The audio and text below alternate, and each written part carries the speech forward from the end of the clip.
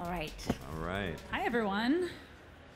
So this session is called Startups! Exclamation point. This is what you need to know.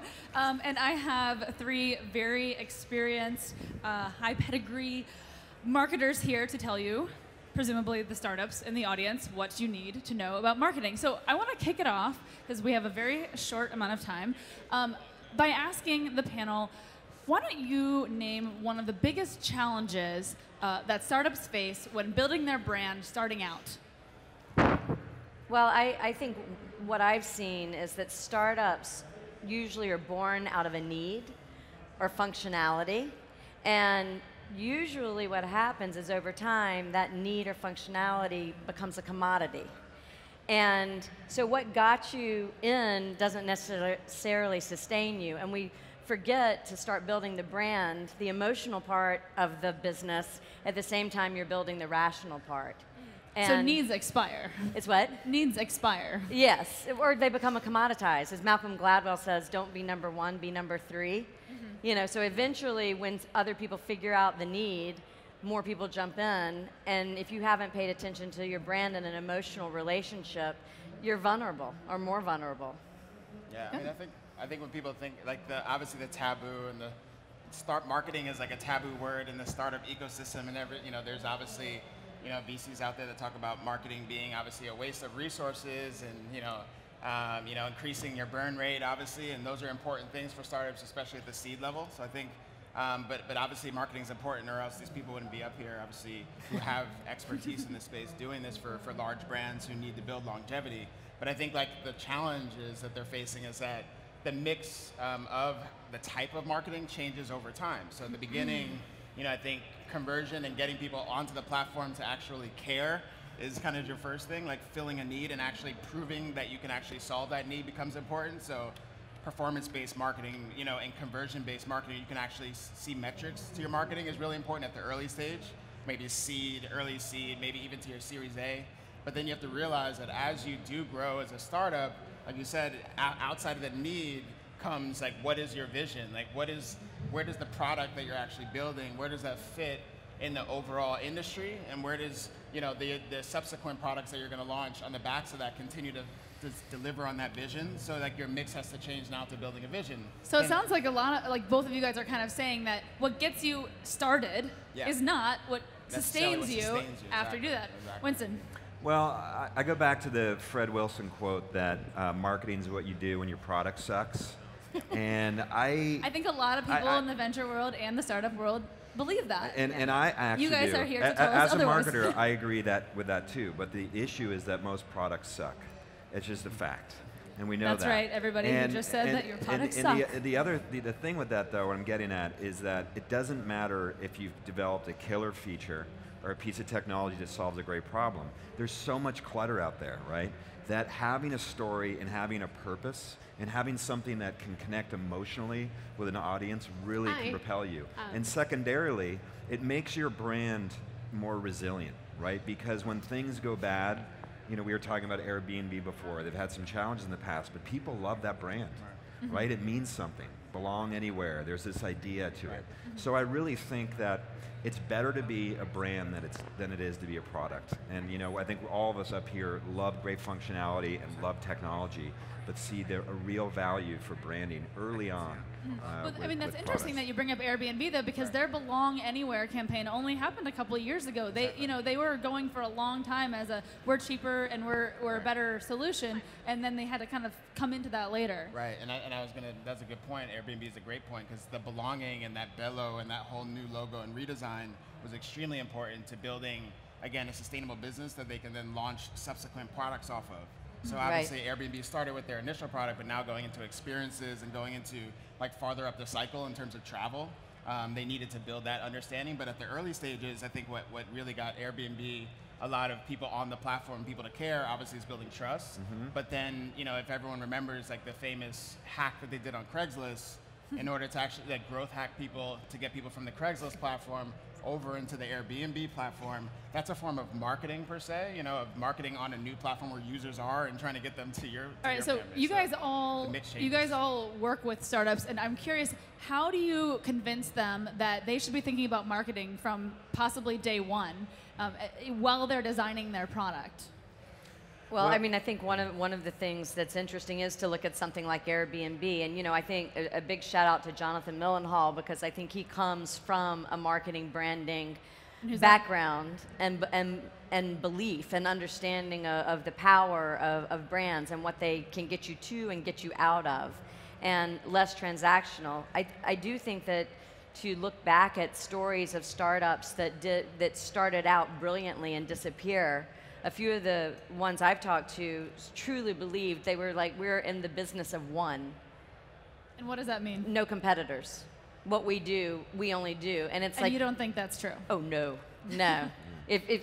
Only if it's a business that is terrible and then nobody joins you. But no, if you're in a good business, you will have competitors at some point. Or unless you're Peter Thiel, who says 0 to 1, and so you want to build businesses that don't have competitive sets. Right. So it's like, it's interesting because you have people with that mindset, and I agree with that. As much as you want to say you don't have competitors, there are people maybe that might not compete with you today, but over time, as things become commoditized, to your point, the competitive set starts to change, and so you are competing against people who have thought about vision, have thought about branding, and then there's another thing too, is like when we, on a best day in advertising and marketing, right, our job is to earn attention, connect emotionally, and build memory structures.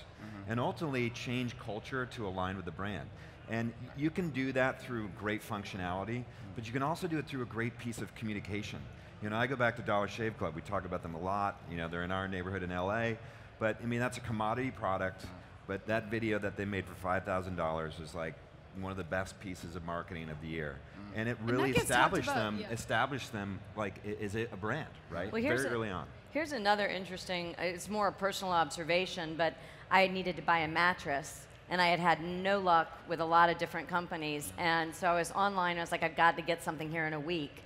And I found Casper online, and the website had a purpose to it, and it was that 97% of people like one kind of mattress, and that's the only one we make. And then it was well designed and it had a sense of humor, but there was a point of view. So I bought it off of a website. So not because of advertising or traditional advertising, but I was kind of ashamed because I didn't know the brand, and I felt really weird sleeping on something I didn't know. I mean, and that company has spent a lot of money on advertising. Well, then this is the next chapter is I started seeing advertising. I saw Subway takeovers, I saw a TV ad, and suddenly I gained confidence in the brand, and I became an advocate for the brand.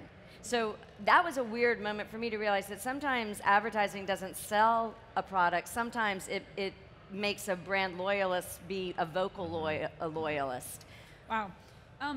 When startups all have very limited resources, and you guys work with large agencies, how do you help them prioritize what they should be spending not just their limited money, but their very limited time and focus on?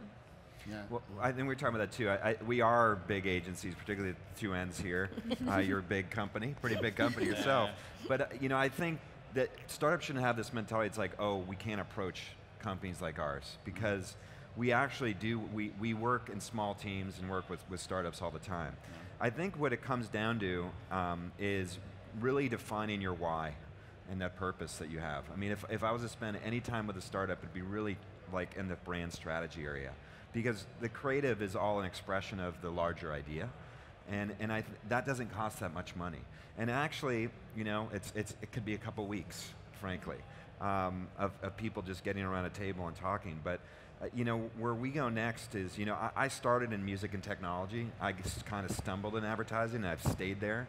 But I've learned about the incredible power of creativity through that process. And it's a fact, it moves product better than anything. But it starts with that strategic idea.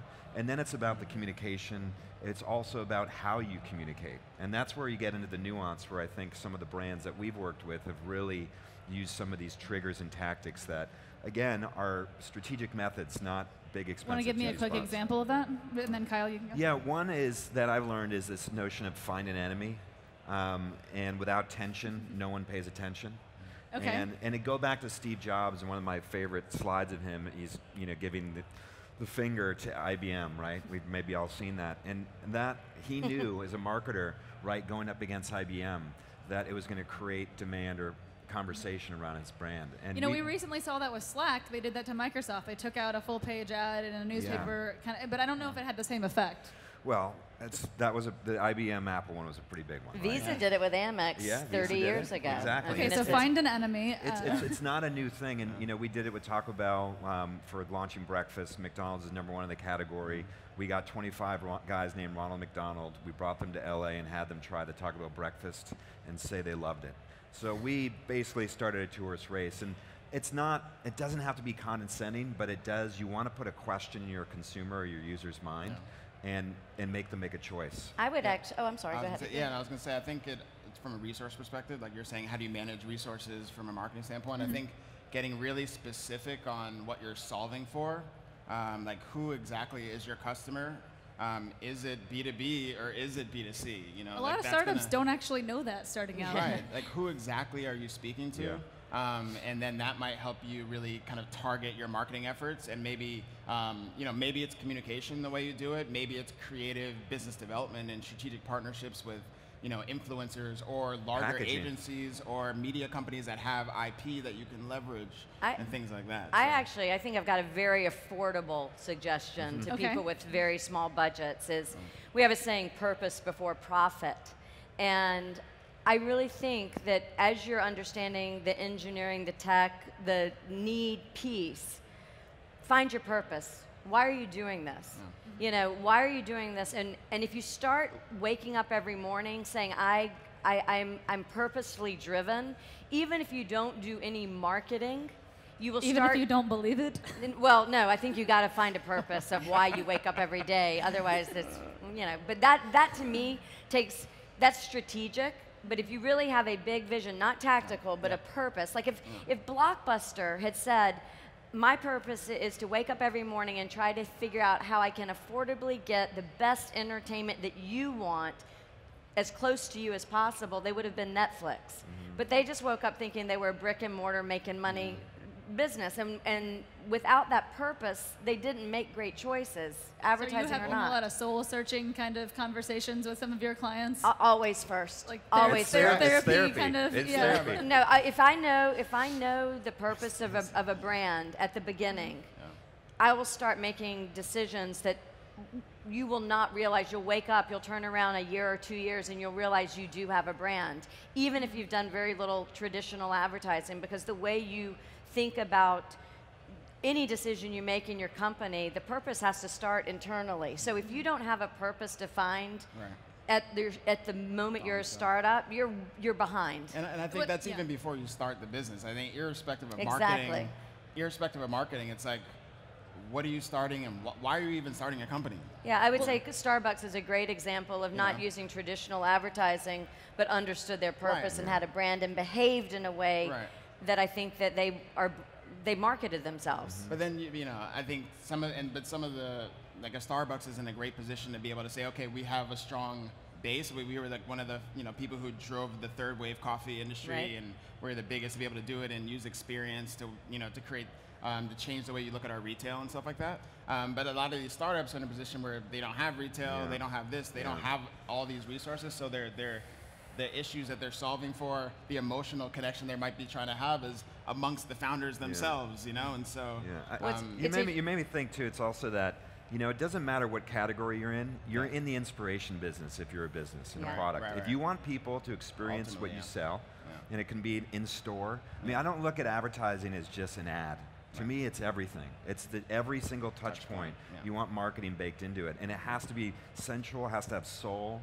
And it has to make you feel something. And I think too much. Even if it's just a mattress on the internet. Pretty much. Well, a mattress or a just bank, make you feel something when you lay on them. I'm real proud of my Casper. I have a Casper too. I love it. She's got the dog bed too. You got the dog bed. Oh, the dog bed. All right. So one thing I want to ask about, and this kind of ties into your comment about finding an enemy. Some startups become very fixated on press And I think that we found that that can be a very dangerous thing. You know, figuring out when is the best time to get PR and when is the best time, like, you know, it can actually come back to haunt you, as we've seen a lot of companies become quickly overhyped, and then they don't live up to that hype, and then everybody sees them as a disappointment. So how do you help your clients, and how do you advise the startups in the audience to think about that? I'm a big fan of actually using PR. We say build PR into the idea, and we write press releases before we even come up with an ad execution, because we do want to create news. It's the only way to stand out. But, you know, I think my favorite pieces of work last year was REI Opt Outside, where they closed in Black Friday. And that's a huge PR idea, but what's great about it is it ties back to, as Susan is talking about, their purpose, which is a life lived outside is a life well lived. And so it all makes sense. And when you go into REI, you feel that. You feel that from the employees, you feel it from the whole experience. So for that, this kind of charitable idea that they put out in the world is kind of anti-consumerism, but huge PR idea. I think it works. I think your PR has to align back to the purpose and what you're trying to do in the world. And that piece, the CEO made that decision. I mean, that creative top-down idea came from the CEO, so it's not an agency necessarily that can build a great creative idea for the brand. But I think also, again, like it's hard because you know, having a purpose and it's extremely important. But I think, again, for startups that are in the earlier stage, there's so many other factors that come at play, you know, versus a later stage company. And so, you know, as much as some of the examples that we are giving are kind of Fortune 500 companies, and those are things that you should be building in from the core DNA from the beginning, and I agree. But it's about kind of what is that mix between, again, performance-based, data-driven marketing, and those things that should be baked in ultimately. Well, that's I mean, we only have a couple minutes left, but what is your advice for people who are overwhelmed by the amount of data that is at their disposal and are making every decision based on data, but you know, there's just so much of it? I would say I'm a data nerd as well, but I like to use data to tell a great story, and find that one nugget that is actually you can use to put out in the world to tell something unique. I mean, the Casper insight that is really a great example of that. Well, here's a cool thing that our agency in London did, which is that they have a famous campaign called This Girl Can, based on helping women who don't feel like they're ready to go to the gym because they don't feel comfortable yet to go to the gym or go out there and exercise. But this year, the way that they targeted women is they worked through Spotify to see who hadn't been playing their playlists. And they thought it was people that were skipping it, Who had not been playing it. Yeah, so people that were using their playlist and then it stopped. And they're like, those people aren't working out anymore. So they targeted them to bring them into the into the movement. And I thought, what a great use of data, you know, to find people that really need that, get back in there. I think that's an interesting point, like, because you're taking almost a non-traditional data source, a playlist, to then drive your campaign and your marketing toward a product-based execution. But because of our brand, we know who we're looking for. Exactly. You know, we're the girls that need encouragement. And the thing is, too, we're talking about big agencies, Fortune 500 startups, but it doesn't cost a lot of money to make a great piece of content anymore. It just doesn't, right? So, I mean, that's where we get into storytelling is, we're not talking about Super Bowl spots necessarily. You know, start small, social content. As someone who occasionally edits contributor posts, I can tell you that it is difficult sometimes for people, especially that have a very engineering-centric brain, to tell a story, and that's why we need. You know, we'll be their friends. Well, partner well, and realize what you don't know, and then you know, be able to kind of admit that as the first thing you have to do is solve for that problem. I don't know these things, and then find those people that do, and be able to transfer value across those systems. So. And that is a great note to end it on, and also don't growth hack. I think that was our other takeaway that we got from that. Growth hack. So everyone, thank you so much. You're welcome. Thanks, Erin.